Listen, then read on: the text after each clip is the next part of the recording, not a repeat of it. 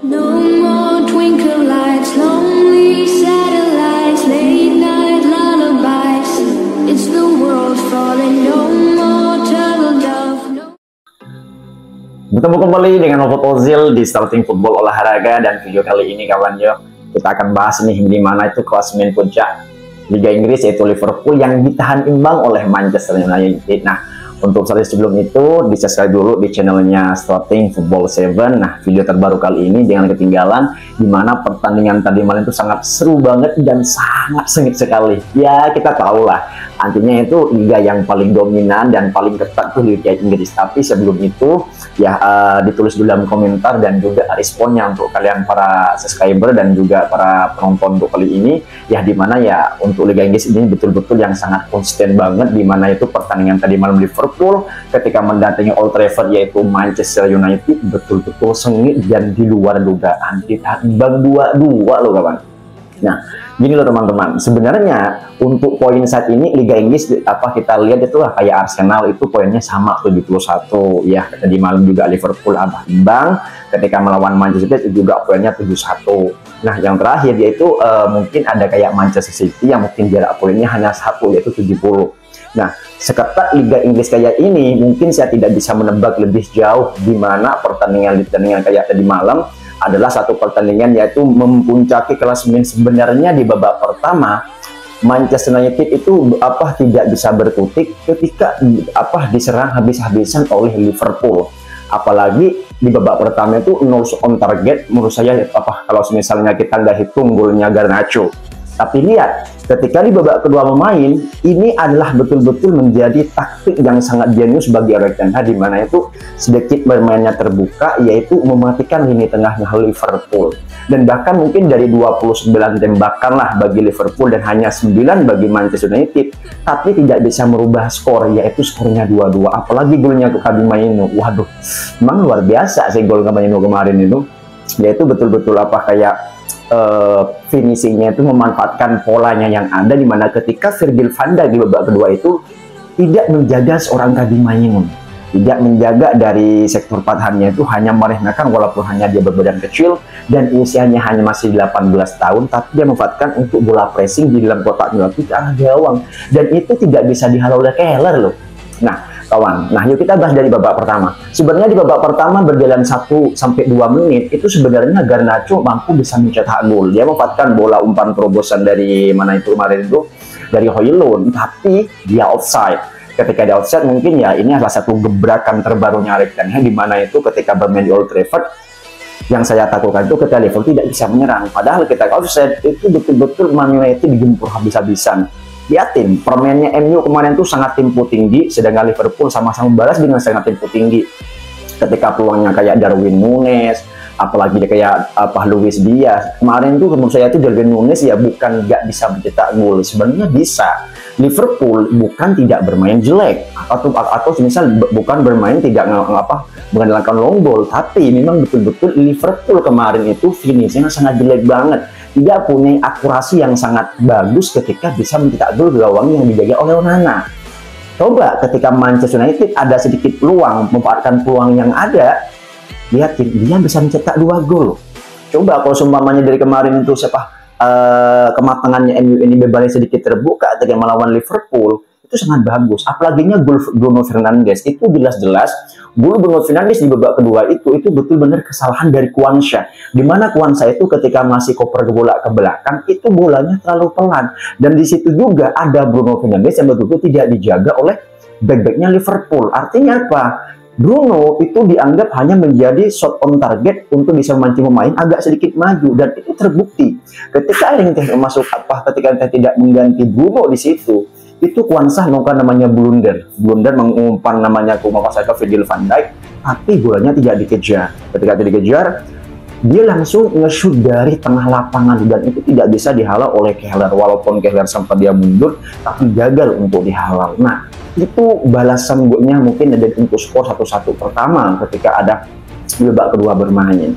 Tapi ini kan bukan masalahnya Liverpool atau enggaknya, menang atau enggaknya, tapi Liverpool itu bisa-bisa gagal untuk bisa menjuarai Liga Inggris musim ini, di mana itu ada Arsenal yang poinnya sama, ada Man City yang beda 1 poin, dan 3 tim ini, Arsenal, Liverpool, sama Manchester United yang hanya menyisakan pertandingan itu akan bertemu loh, masih dengan Tottenham Hotspur.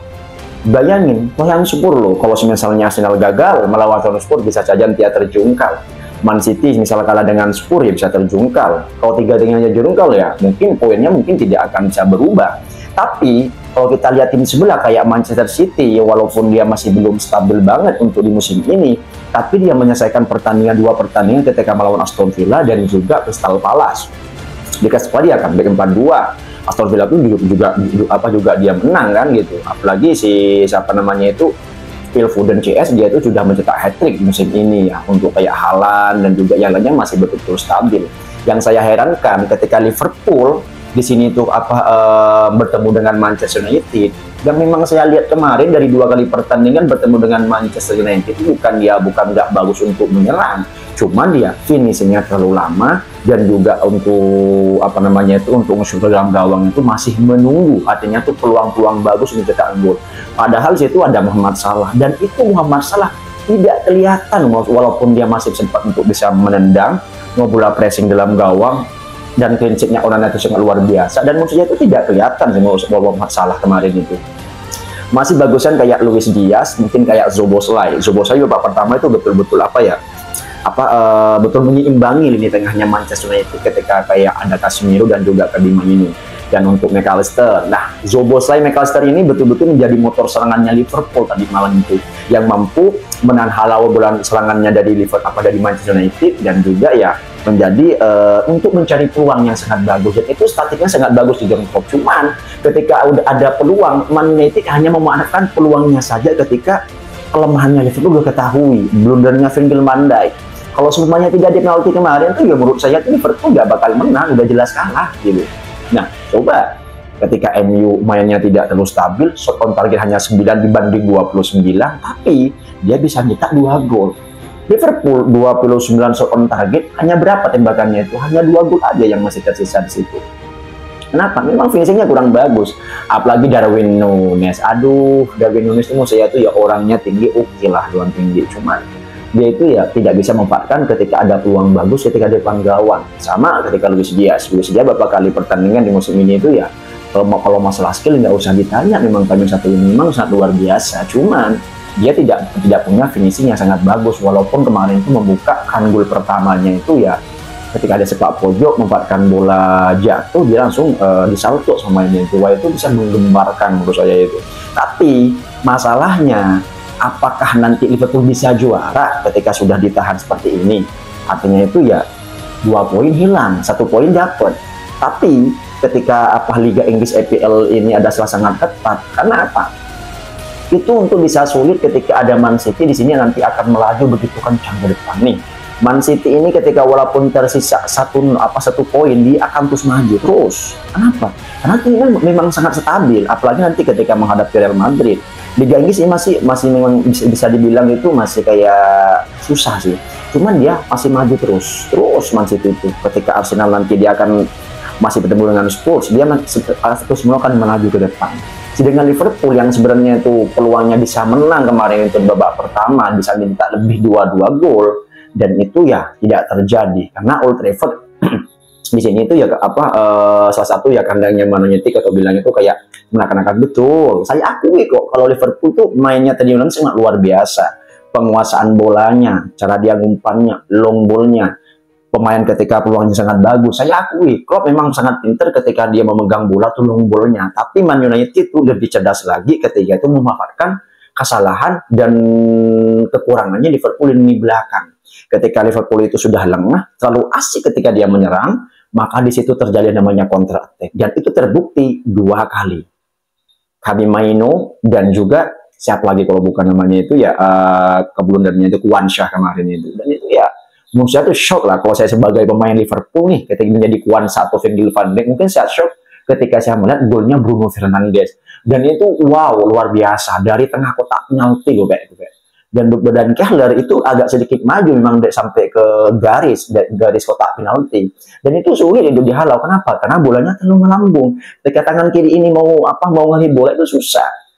Nah, coba kayak MU kayak gini, mainnya terus bagus gitu, walaupun MU kayak kemarin masih kalah sih 4-3 sama Chelsea. Dan memang ya tim ini ya kayak Chelsea sama Liverpool ini kalau bilangnya itu ya hampir sama lah, walaupun hanya berjarak jauh peringkat 10 sama peringkat ke-7. Karena ya betul-betul yang menurut saya tuh Ten Hag nggak usah dipertahankan lah di sini itu, walaupun dia bagus di musim sebelumnya, tapi bobrok jelek di musim ini. Menurut saya tuh kesempatan nggak ada sih menurut saya tuh Ten Hag. Kenapa? Karena Ten Hag itu masih memerankan permainan kayak Liga Belanda, sedangkan Liga Inggris itu ya permainan saya itu lebih modern, dapat bola umpan ke tengah, serang balik, cetak gol, tidak terlalu banyak memegang bola. City oke lah, karena City memang dari sekelas pemainnya dia ikut Pep Guardiola, lebih penguasaan bolanya, cari celah-celah sedikit untuk bisa mencetak gol. Liverpool dengan long ball-nya. Nah, apabila betul untuk saat ini Liga Inggris tidak bisa ditebak. Kenapa? Karena jarak poin ini hanya 1 poin saja. Arsenal oke lah sama Liverpool poinnya sama City 70. Kalau misalnya nanti Liverpool atau Arsenal terjungkal, ya mohon maaf, City yang akan menjadi juara Liga Inggris musim ini.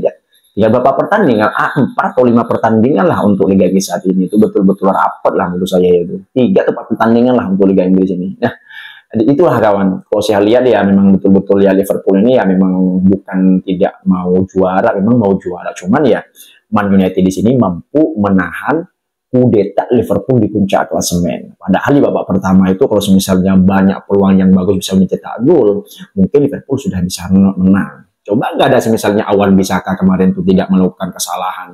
Ya memang jelas sih kalau menurut saya itu McAllister dijatuhin sih, walaupun kayaknya nggak sampai kena, tapi dia itu sampai kena ke pahanya.